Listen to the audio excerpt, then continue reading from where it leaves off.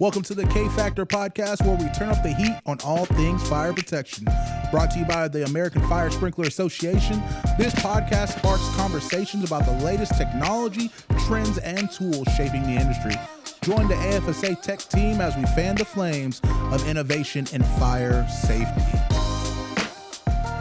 Welcome to another episode of the K Factor podcast. We have the privilege of talking with Emily Wrenn with FireTech Systems, Inc. Welcome. Hi, I'm happy to be here. Thanks for being on.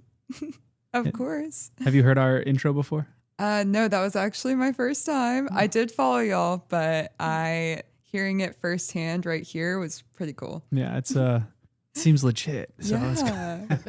I'd say y'all are legit for sure. So what do you do with FireTech? So I am Linda's daughter, which is really cool. I've had the opportunity to just watch her grow throughout the years, and now I'm finally a part of it, which is even cooler. Shout out El Breezy. Yes.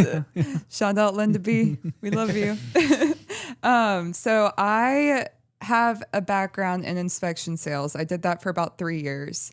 So I now handle inspection repair quotes for the Shreveport office, learning more about what services we can help with after inspections.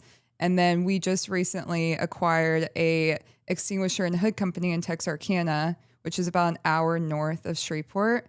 So I also help run that office. So I wear a few hats, but it's really cool. I get to help our techs schedule them, bill out for that office, and then also help the Shreveport office grow. Awesome, so man. You're out of Tulsa? Yes, You're I not live an in OU Tulsa. fan though, right? I went to Ole Miss, Okay. So I'm kind of neither, but more of my friends have kind of pushed me towards OU, Oh, no. but I know I'm not in the company to say that. We need to hang out more. Change that. Please. I can be persuaded. Not that serious. There's still hope. What did you Yes. study at Ole Miss? I was there for marketing and communications, and then I also got a business management minor. Awesome. So, yeah, That's fun. very cool. How was Doing it campus now. there? Oh, it's amazing. Ole Miss is, if you've never been, you really need to go. It's an experience. Typical Southern charm town. Oxford, so small, like the campus makes up the majority of the town, which is cool. Just people from all over the country, even the world. People come in from all over the world to study at Ole Miss. That's awesome. And then the football, obviously, is just unmatched. We were pretty good while I was there for like 3 years, and then it kind of went down a little, and then now we're good again. Yeah. So we almost won the national championship last year, which is cool. Didn't, but we were close. What's your go-to food spot at Ole Miss? Oh gosh, it's changed over the years. They've added a lot, but a staple is St. Leo. They have amazing pizzas and just cocktails, and it's a really cute vibe in there. So I'd say probably St. Leo. St. Leo's. Yeah. So Awesome. check it out. So when you, what does a process look like for you to quote, just to quote in general? So it really, everything comes after the inspection. So we do the inspection. I'm not usually on site for those. So being here and being able to learn and see all of the parts and pieces, and what I was telling Eric earlier, I was like, I hear these like part numbers and like hear about them all the time, but I never actually really see them too often. So just being able to be here, play around with them really helps me understand more, and I'm able to bring that back to my job, which is cool. But it starts with the inspection, and then we pretty much get notified if there's any sort of deficiency, and I kind of go from there and just figure out, which is not as simple as it seems sometimes, because you need a lot of information to be able to quote these things. Like there's so many different parts and pieces, and each situation's different, but you get the hang of it, and then you just really have to understand the system as a whole. So being here is really helping me, honestly. So for our ITM technicians that are out in the field, is there any information that you find yourself wishing that they had put in their report that you're not getting, that you're like, that would be a simple thing for them to add? That's such a good question, because yes, pictures. If you have most people use like Service Trade or other platforms now that you're able to upload pictures and comments. The more the merrier. You can never have too many. The techs are out in the field, so they see what they're seeing all the time, but we don't get to see that. So take pictures of what the issue is, or like the valve or any sort of part number that you can see, put that in there. You never can have too many comments. Like, do not think you're overbearing us with information, because you truly cannot have enough information. And so I would say those two things. Like, just don't feel like you're putting in too much, or that you're going to bother us with information or pictures, because I love that, and I know other people in my position do too. So pictures worth thousands of dollars. Yes. 1,000 words. or both. Well, that, or with no picture, at least a very, very good description of what's going on. And Yes. Yeah. try to paint the picture. Yes. So is Because the more the better. Your biggest, like if you had a magic wand and you can fix this communication from the field in, is that it? Yes. And we're really working well with our techs. I will say that ours have gotten really, really a lot better about it. So yeah, if I had a magic wand that I could just twist and poof on each of you, it would be to put information in there. And yeah, that is helpful. Do you liaise with the customer as well? I do. So I take customer calls for Texarkana, or like my repair quotes in Shreveport. If they have questions or anything like that, they come to me too for that. So awesome. I kind of talk to everybody. I talk to the techs. I talk to the customers. I talk to our manufacturers sometimes. Like, we do have a guy that gets some vendor quotes for us, which is nice, but you can never have too many connections. Just talking to each person, make sure we get the problem figured out. It's a team effort for sure. I actually I worked for a company. I worked as a EMT for a company based out of Texarkana. Oh, cool. Passed through as LifeNet. It was kind of a neat. Texarkana seems kind of cool. Yeah, it is. And it's growing a lot. Like, we already do a lot of work there. Just the Shreveport office in general, like mostly with the hospitals. So having an office there now is going to be really good. So what are the differences that you've seen between the Shreveport office and the Texarkana office? Or that has there been anything on your end that you've noticed? Not. I would say it may be too early to tell. Yeah. We're a lot smaller than the Shreveport office. The Shreveport office is our main hub. Most of our people work out of that office. Texarkana, we have people that live up in that area, so we're trying to stock the warehouse more with some smaller things that people may need up there. Right now, my techs there do extinguishers and hoods only, but we do a lot of sprinkler work and alarm work in Texarkana too. So now we have that main base that, like, oh, if they do need something that's like more of a what's the word? Distribution. Yeah, like something they could use, or like something that comes up often that good they support, need. We can stock that there. Awesome. So it's closer. But. So how long has that office been open?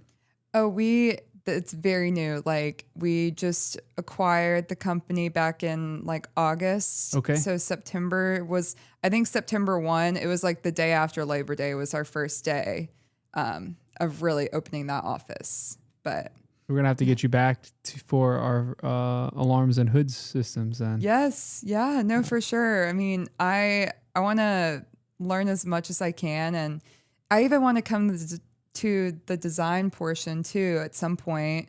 I talked to Lindby about that. Yeah. So I was like, I just want to keep learning and keep being an asset where I can. Like, bring any information you can bring is helpful. So there's always gaps in our industry. So if you can be that go-to person to at least help start filling the gap. Yes. It's good.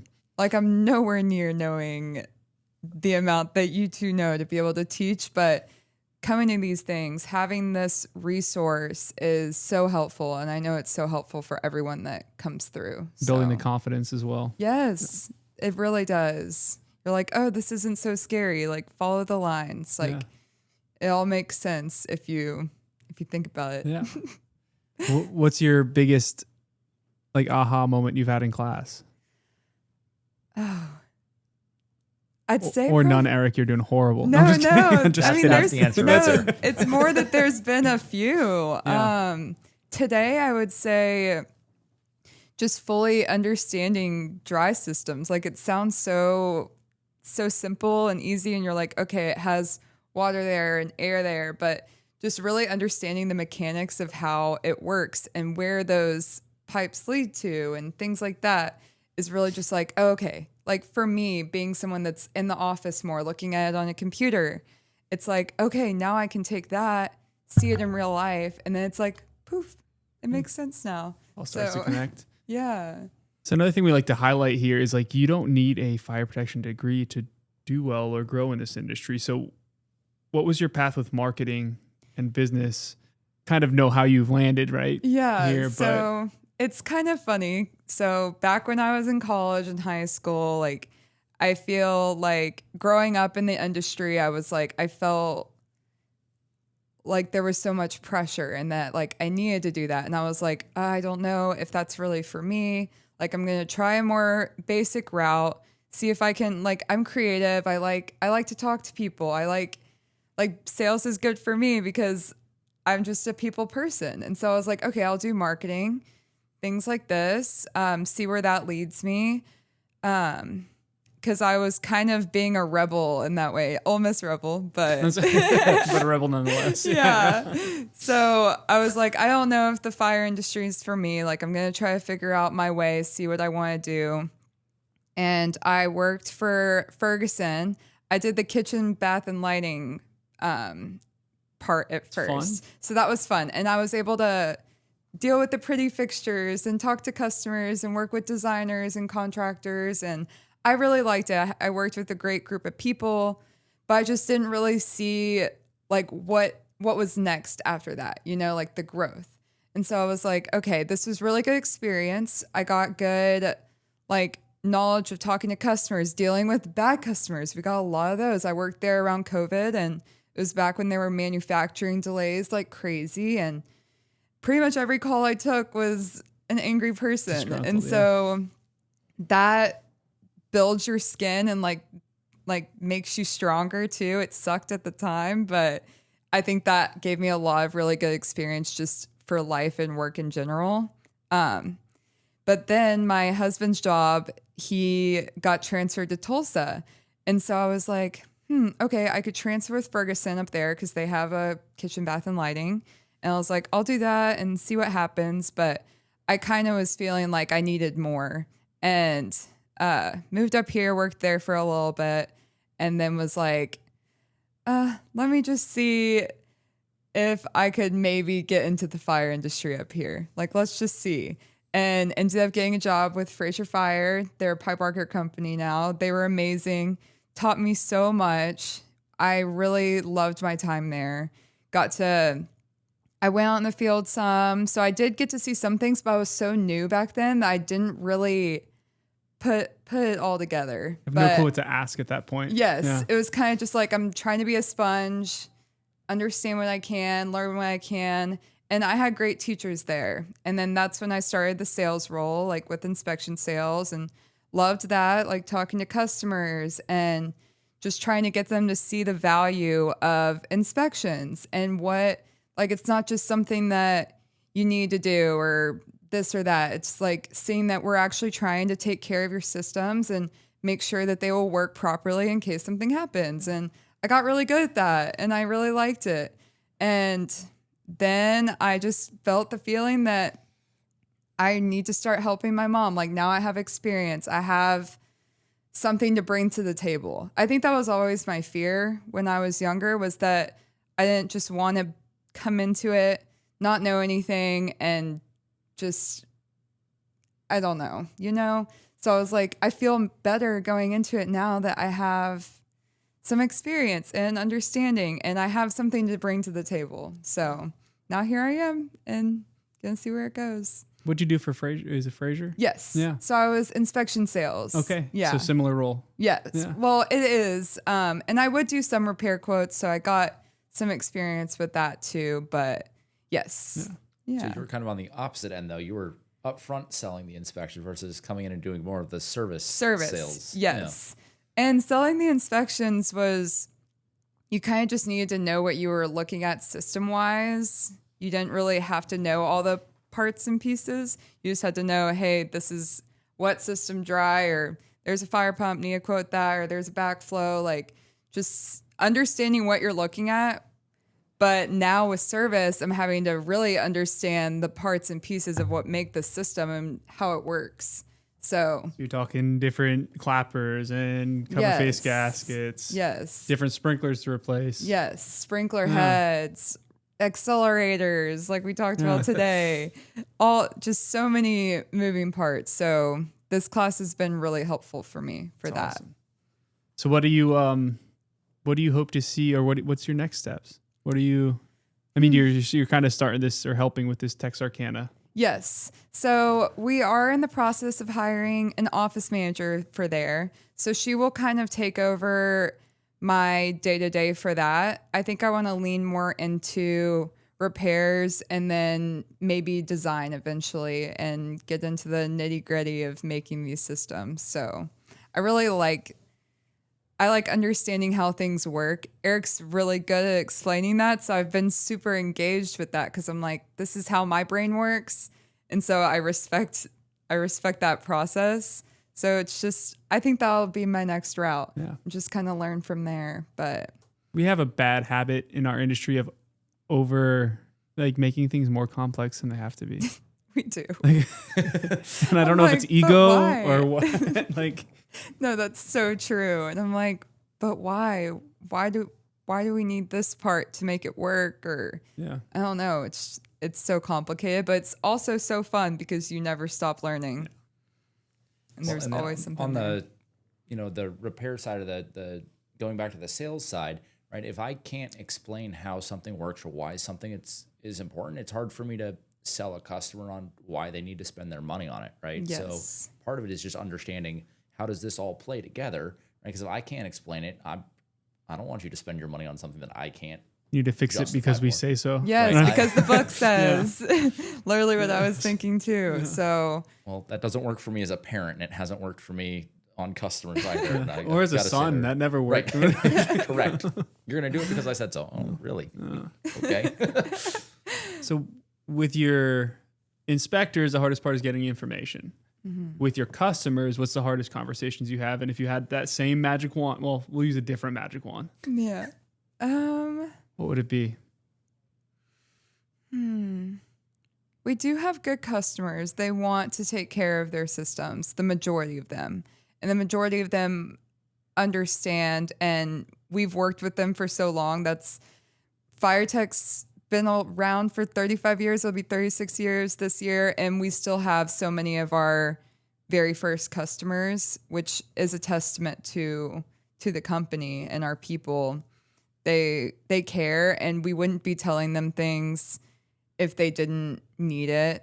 And I think we've built that trust, which I would say from a company standpoint and a salesperson standpoint, let your customers, or you have to get your customers to trust you and trust what you're saying and trust that you're the expert on this and that you know what you're talking about. And you wouldn't be doing this if you didn't have to. So I don't know if it would be such a customer magic wand. I think for us, we can do better as an industry to explain that and be there and show them, like, which I know that it's hard to do that, but I think it's just a character thing too, and just showing them that you know what you're talking about. And lean on people in your company that have been there longer than you. Or other companies. Companies. Yeah, like we're all in this together. We're all learning, and that's the brilliant thing about AFSA and why I love going to all the meetings and convention is you get to meet people from all over the country, and we all are doing this. And even though our rules are all different in different places, we're doing the same thing, and there's a lot to be learned from each person there. So great point to make. One of the other big things that comes up in conversation, though, is sometimes we get frustrated with the customer because we're trying to convince them to do this thing and they're pushing back. Mm-hmm. But we also have to remember that they've got other things going on other than They've got what fixtures we're and trying to, electric. right. Yeah. Well, that they have a budgetary concern as Yeah. well, right? So it's like, hey, we're asking them Yes. to spend their hard-earned money. They've only got so much maintenance budget or CapEx budget for the year. And like, yes, we think our stuff is the most important, and Because it is. it is.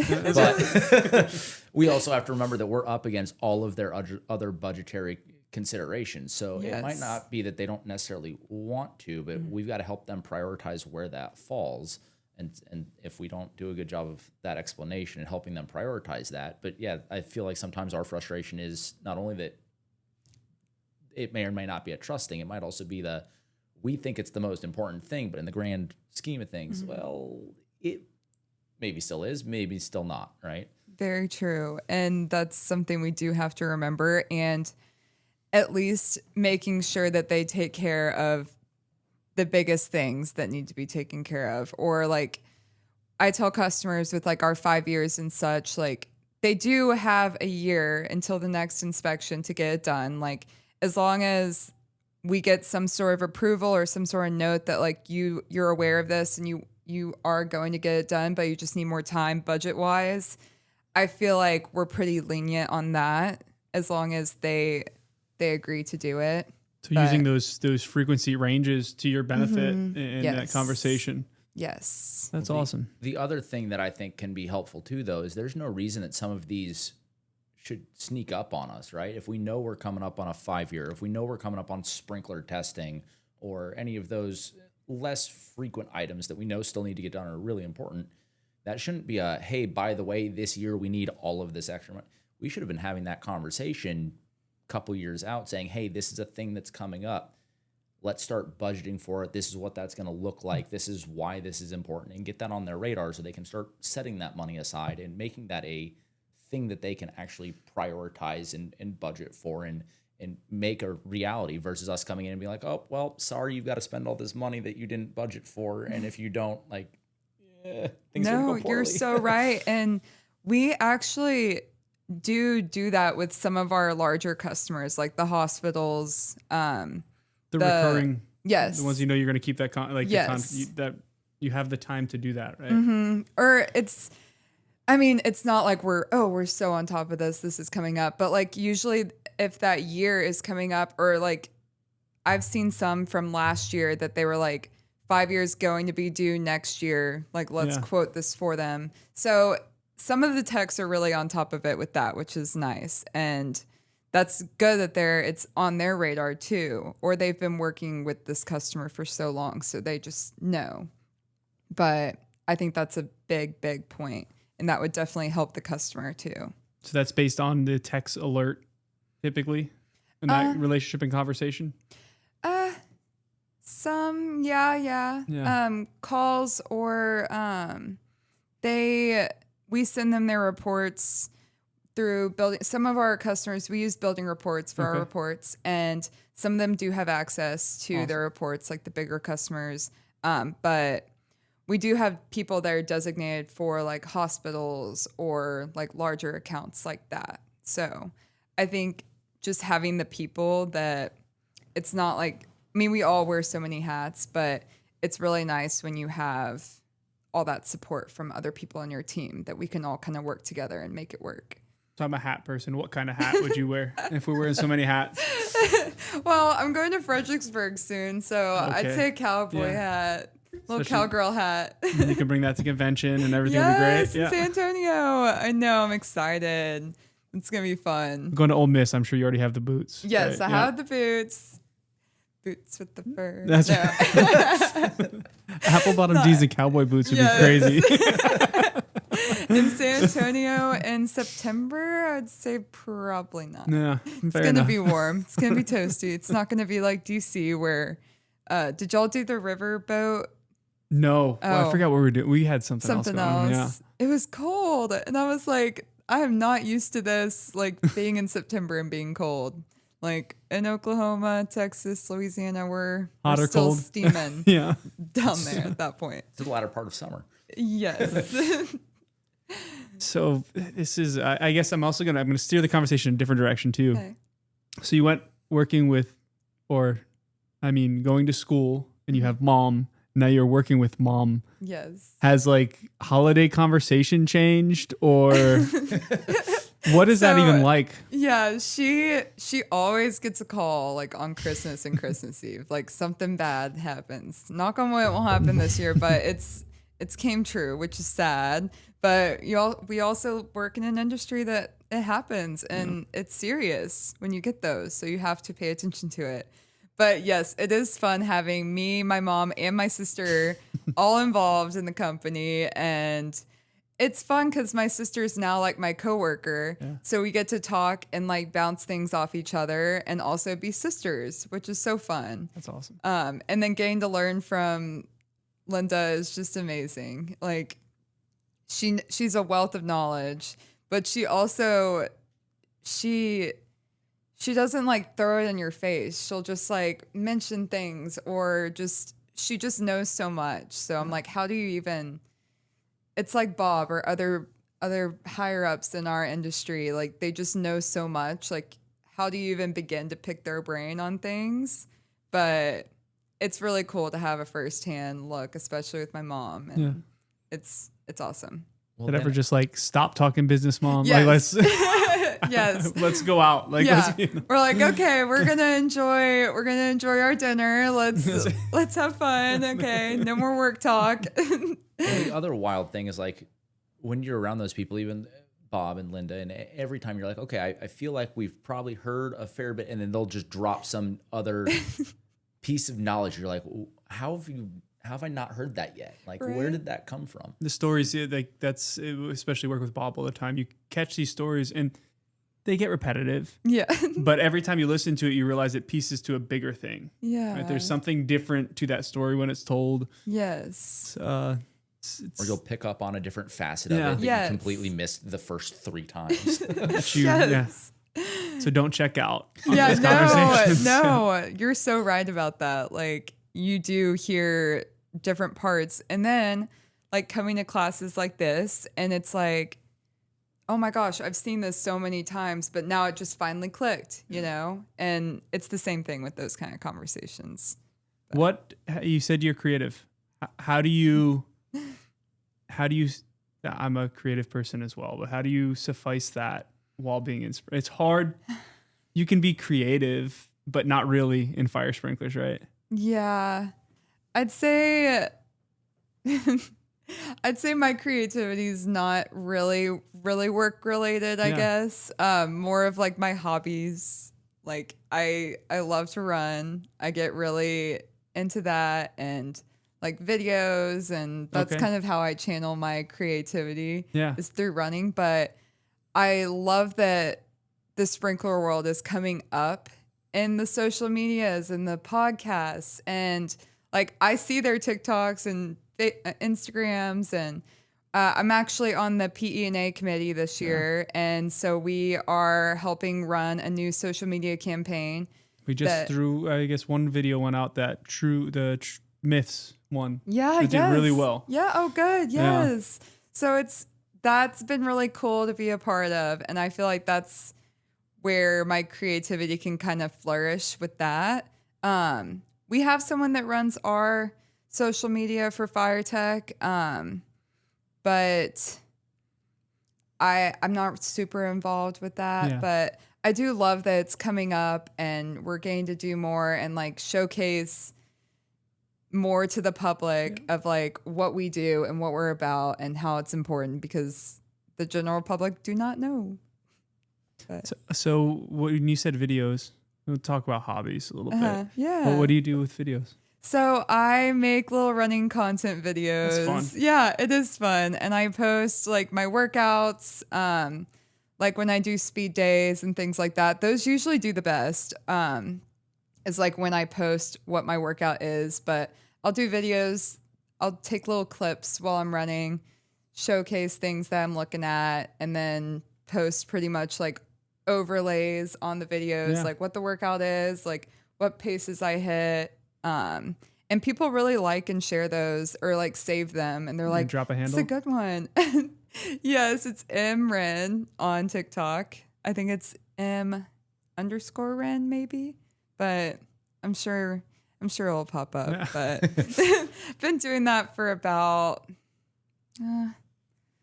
guess around like November-ish was kind of when I started. Okay. So I have like 1,600 followers. Wow. Nothing crazy, but it's just fun. And it's just a fun little outlet to do. And it's something I'm passionate about. And today's actually Global Running Day, so that's fun. I'm gonna ignore that you said that. Why? No, thank you. You don't want to? I like to run. I was a baseball player. I don't mind running bases. I Sure. need a goal. Yes. For me, and I know I'm in the minority in this room. If I start someplace and end at the same place, what did I really accomplish? A lot. If you do it down and back, 3 miles down, 3 miles back, that's 6. And I could have done it in 10 minutes in the car. But you're not getting any stronger in Fair the car. enough. That's true. That's true. I get bored quickly. Yeah. It's I don't understand because he goes, "Oh yeah, I'm going to the gym." I was like, "The gym sounds so. I'm gonna stand in the same spot and lift the same weights up and down and up and down. Like, how is that any more fun?" I agree. I can see the change. Right? If Yeah. I throw an extra 40 on, Okay. I can see that. But I can also, my music choices everywhere. My tempos and the music that I listen to does not work for running. But when I'm lifting weights, I can adjust because I'm only doing 1 to 2 minutes a piece. Okay. I'm gonna be brutal. I hate running. Like I don't think there's no. I think the running that would be best for you maybe is like interval, like short intervals. And so it's like, which I have grown to like more over the years. I used to not really like doing speed because it scared me. But now like it goes by fast because you're like, okay, I hit this 400 meters. Yep. I'm done with that rep. How about 40? Next thing you know, 400. Whoa. well, it's 0.25. It's like quarter That's not too mile. bad. Yeah.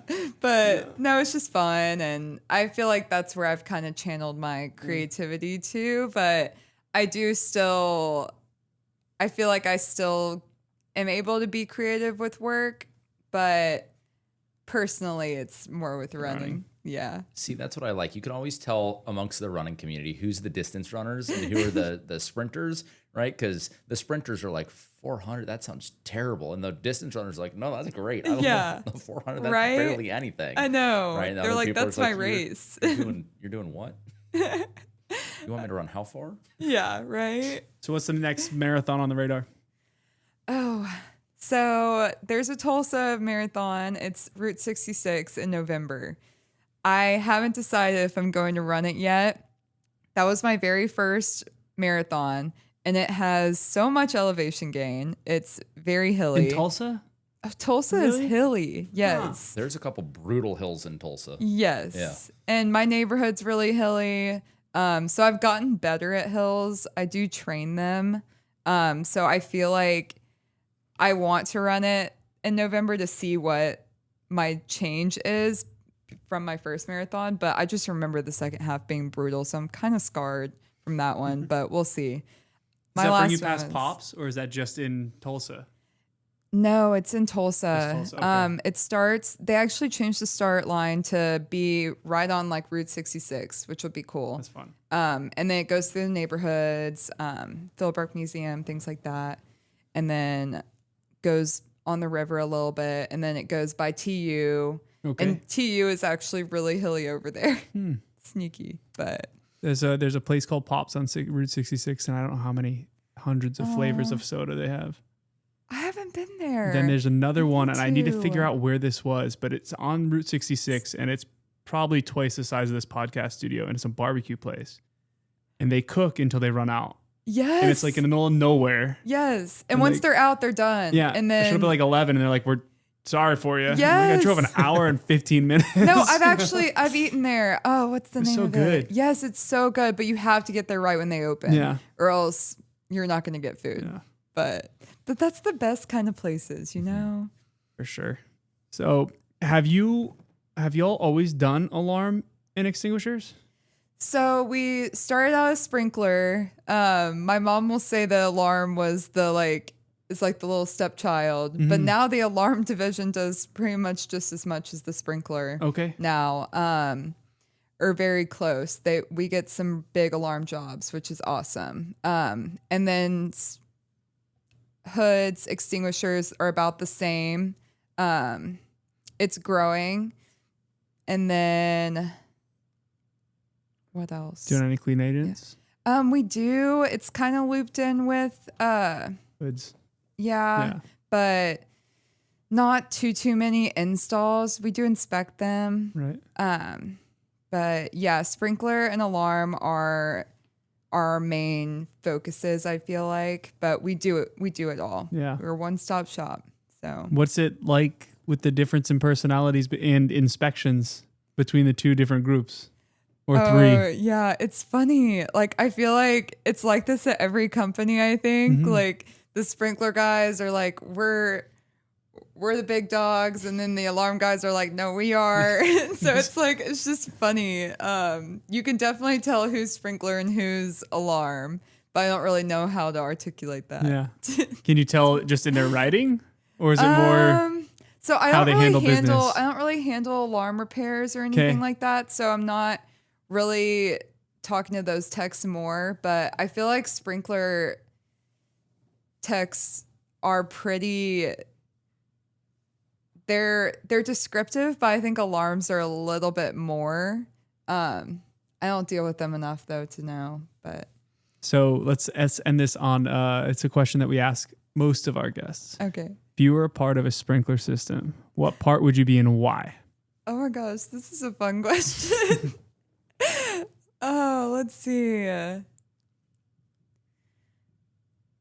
I think I'd want to be the accelerator. Okay. I like it. I'm reliable. You know, I'll help you. If you're in a bunch, just come to me. You speed everything up. Yeah.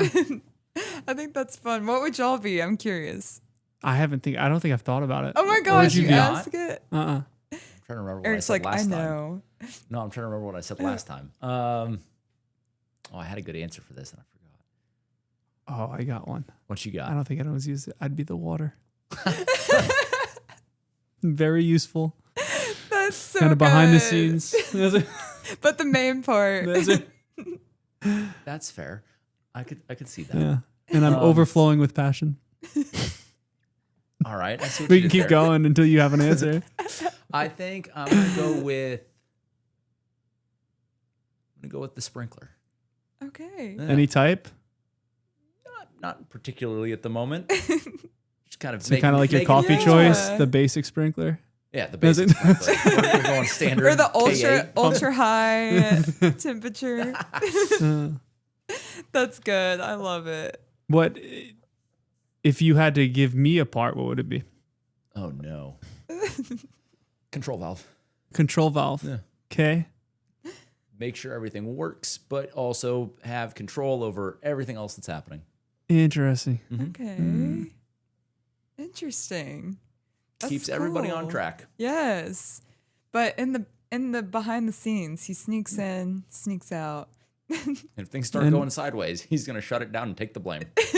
And you'd be the main drain.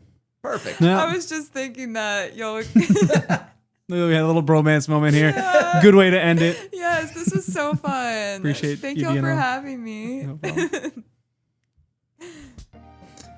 This has been the K Factor Podcast. If you enjoyed the show, don't forget to like, subscribe, and share wherever you tune in to podcasts. Or head over to our website for more.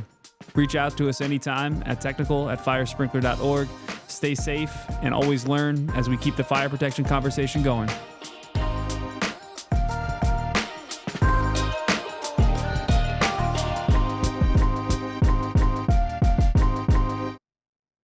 That was really good.